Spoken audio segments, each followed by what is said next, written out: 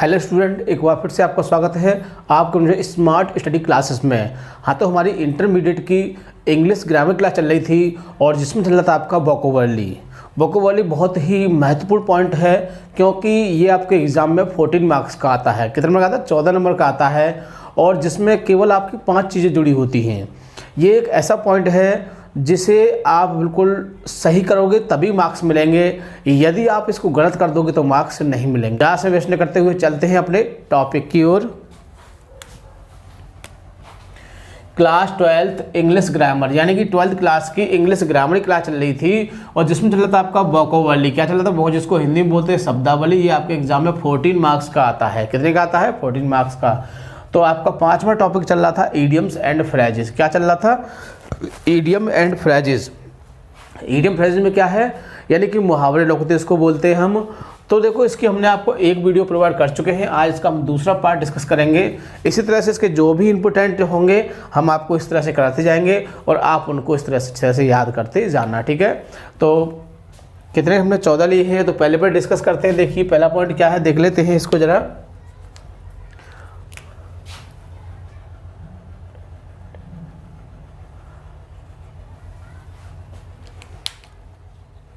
ए wild goose chase. क्या है? ए wild goose chase यानी व्यर्थ कार्य। क्या होता है?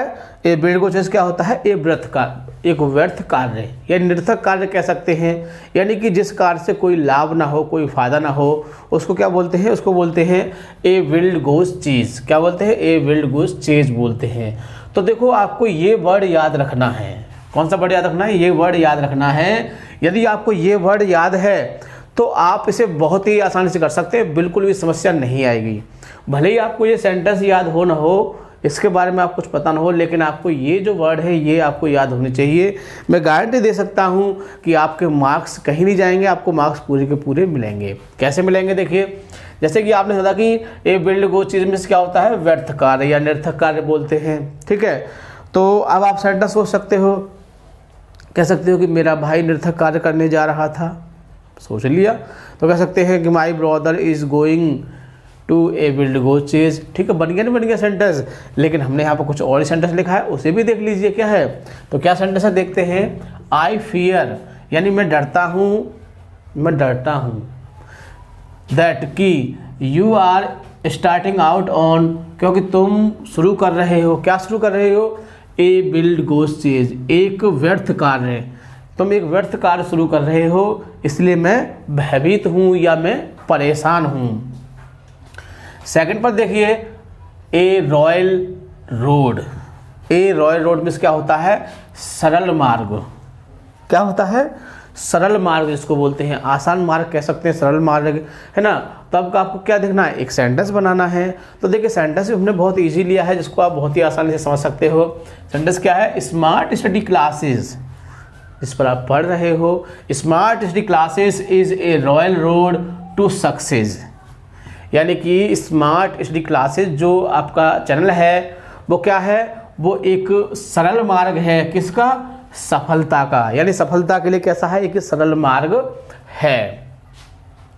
ठीक है, थर्ड पर देखते हैं ए वाइट एलिफेंट। ए वाइट एलिफेंट मतलब क्या होता है? कीमती परंतु व्यर्थ। यानी कह सकते हैं कि कीमती वस्तु है लेकिन कैसी है? व्यर्थ है। कोई उससे फ़ायदा नहीं है, कोई उससे लाभ नहीं है। ठीक है, तो सेंटेंस क्या है उसको देख लेते हैं। एन इंग्लिश लेडी यानी कि एक अंग्रेजी महिला जो होती है, यानी कि लोग विदेश से एक अंग्रेजी महिला को ले आते हैं जिसको अंग्रेजी नहीं कहते हम, है ना। तो क्या होता है? An English lady in an Indian family. यानी कि एक इंग्लिश लेडी यानी कि अंग्रेजी महिला और किसके लिए? In an Indian family. किसमें? एक भारतीय परिवार में। क्या है? Is a white elephant. क्या है? कि एक कीमती है, महंगी है, कीमती है, परंतु कैसी है? बेकार है। यानी कीमती कैसे है कि आप उसको बहुत दूर से लाओगे, है ना, तो महंगी पड़ेगी नहीं पड़ेगी। यानी कि जब दूर से शादी होके आएगी, सपोज शादी करके लाओगे या कैसे भी लाओगे या मोल खरीद के लाओगे, तो क्या होगा? वहाँ से लाओगे तो महंगी पड़ेगी। यानी कैसी हुई? कीमती है परंतु कैसी है? व्यर्थ। लेकिन किसी काम की नहीं है। किसी काम की कैसे नहीं है? आप उसे घर के कामों करने कहोगे वो नहीं करेगी, क्योंकि उसे यहाँ के कार्य करने का कोई आइडिया, कोई तजुर्बा नहीं है। ठीक है, तो इस तरह से ये था आपका ए वाइट एलिफेंट। तो हमने सेंटेंस भी बहुत इजी लिया है और आसान लिया है, और एग्जामिनर जो पढ़ेगा उसको भी बहुत अच्छा लगेगा और नंबर भी बहुत अच्छे ही देगा वो। ठीक है, तो देखिए आगे फोर्थ पर है a cat and dog life. A cat and dog life, एक बिल्ली एंड एक कुत्ते का जीवन क्या होता है? परेशान जीवन होता है, यानी कि इनका भाव लिया जाता है। आप देखा जाए तो बिल्ली और कुत्ते का जीवन कैसा होता है? परेशानी का जीवन होता है ना, बेचारा खाने के लिए परेशान रहता है, मिल जाए तो ठीक है, नहीं तो कोई बात ही नहीं है। बिल्ली का देख लो, कोई राजी से कोई खिलाता नहीं है उसको कि आ जाओ मौसी खा जाओ, पूसी खा जाओ, कोई कहता है? कोई नहीं कहता, चाहे भले ही चोरी से पूरा सब चाट जाए, सब कुछ साफ कर जाए। ठीक है, लेकिन इनका जीवन कैसा होता है? परेशान जीवन होता है इनका, परेशान जीवन होता है ना। ठीक, ओके, तो सेंटेंस देख लेते हैं। My brother is leading a cat dog's life with his wife. अब एक हमारे बड़े भाई हैं, तो माई ब्रदर यानी हमारे भाई हैं, इज लीडिंग क्या कर रहे हैं? वो बिता रहे हैं ए कैट एंड डॉग लाइफ, किसका जीवन? परेशानी का जीवन बिता रहे हैं with his life, with his wife, sorry क्या है? विद हिज वाइफ यानी अपनी पत्नी के साथ। एक्चुअली क्या है कि उनकी पत्नी थोड़ी न तेज है, आई मीन स्वभाव थोड़ा अच्छा नहीं है, इसलिए मैंने सेंटेंस लिख दिया। वैसे कोई उनकी बात को दिखाने का मेरा कोई दायित्व नहीं था, लेकिन हमें तो सेंटेंस बनाना है। ठीक है ना, हमें सेंटेंस बनाना है, तो क्या है, हमें तो सिर्फ सेंटेंस बनाना है और एग्ज़ाम में मार्क्स लेना है, बस इतना ही हमारा उद्देश्य है। ठीक, आगे देखिए 5 पर है a fair weather friend. A fair weather friend यानी सुख में साथ रहने वाला मित्र। ए फेयर वेदर फ्रेंड यानी कि सुख में साथ रहने वाला मित्र। तो आई ऑलवेज यानी कि मैं हमेशा, आई ऑलवेज मैं हमेशा, कीप डिस्टेंस क्या करता हूँ? दूरी रखता हूँ, दूरी बनाता हूँ, from a fair weather friend, किससे? जो सुख के साथी होते हैं, सुख के साथ के मित्र होते हैं। कहते हैं ना कि सुख के साथी, यानी सुख आया तो साथ रहेंगे, अरे तू मेरा मित्र है, तेरे लिए जान दे सकता हूँ, जान ले सकता हूँ, कुछ भी कर सकता हूँ। लेकिन जब परेशानी आती है तो वो भी फ़ोन को स्विच ऑफ कर लेते हैं। क्या कर लेते हैं? फ़ोन को स्विच ऑफ कर लेते हैं ना, हाँ, एयर मोड लगा लेते हैं। यार उसका फ़ोन आने वाला है, उसे कह दिया था पैसे देने हैं, लेकिन यार कैसे करूँ, कैसे दूँ, पता नहीं कहाँ से देगा वो। ऐसी बहुत सारी बातें सोचते हैं। ठीक है, तो ऐसे मित्रों से क्या करना चाहिए? दूर रहना चाहिए। कैसे मित्रों से? ए फेयर वेदर फ्रेंड, सुख में साथ रहने वाले मित्रों से हमें दूर रहना चाहिए। 6 पर देखिए ए मैडन स्पीच। ए मैडन स्पीच यानी कि पहला भाषण। क्या होता है? पहला भाषण। तो Ram's मैडन speech was not liked by the public, यानी राम का जो पहला भाषण था उसे पब्लिक ने क्या किया? पसंद नहीं किया। पब्लिक ने उसे पसंद नहीं किया। अब पसंद क्यों नहीं किया? कोई ज़्यादा अच्छा भाषण नहीं होगा, और पहला भाषण ज़्यादा अच्छा भी नहीं होता, आप सभी जानते हैं। ठीक है ना, लेकिन धीमे धीमे अच्छा होता जाता है। आगे देखिए 7 पर है ए man of letters. A man of letters यानी कि विद्वान। क्या होता है? विद्वान। विद्वान समझते हो ना? विद्वान समझते हो ना? जिसको बहुत सारा ज्ञान हो उसको विद्वान कहते हैं, है ना। तो एग्जाम्पल लिया है हमने, Pandit Jawaharlal Nehru was a man of letters, यानी पंडित जवाहरलाल नेहरू जो थे वो क्या थे? एक विद्वान थे, हम कह सकते हैं इस तरह से। आगे देखिए 8 पर है a hard nut to crack. A hard nut to crack यानी कि क्या है? कठिन समस्या। क्या है? कठिन समस्या। और आजकल कठिन समस्या क्या है? आपको पता होगा, सभी को पता है कि किसकी कठिन समस्या चल रही है। किसकी? कोरोना। कोरोना यानी कि कोरोना की बड़ी समस्या चल रही है। कोरोना वैक्सीन कब आएगी, कैसे आएगी? लोग बड़े परेशान हैं। एग्ज़ाम को लेकर स्टूडेंट परेशान हैं, पता नहीं परीक्षा होगी या नहीं होगी, पता नहीं प्रमोट हो जाएं। तो बहुत सारे बच्चे इस बात को सोच रहे होंगे, लेकिन आपको बिल्कुल भी इस बात को नहीं सोचना है, क्योंकि एग्ज़ाम आपका होना है, भले ही थोड़ा लेट हो लेकिन एग्ज़ाम आपका होना है। हो सकता है कि अप्रैल में जाए, मई में चला जाए, लेकिन एग्ज़ाम होगा, ठीक है। इस बात को आप गांठ बांध लीजिए और तैयारी करते रहिए। कोरोना तो आया है और चला जाएगा, और कब जाएगा कह सकते हैं कि कठिन समस्या है। क्या कठिन समस्या लोगों की? कोरोना मेडिसिन, यानी कोरोना की जो दवा है, कोरोना की जो वैक्सीन है, is a hard nut to crack for Indian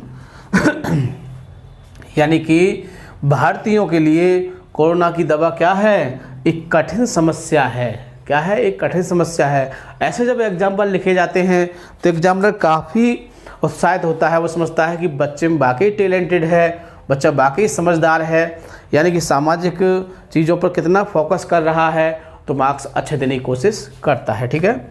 आगे देखते हैं 9 पर, ए feather in one's cap. A feather in one's cap यानी कि सफलता, या कह सकते हो कि आदर।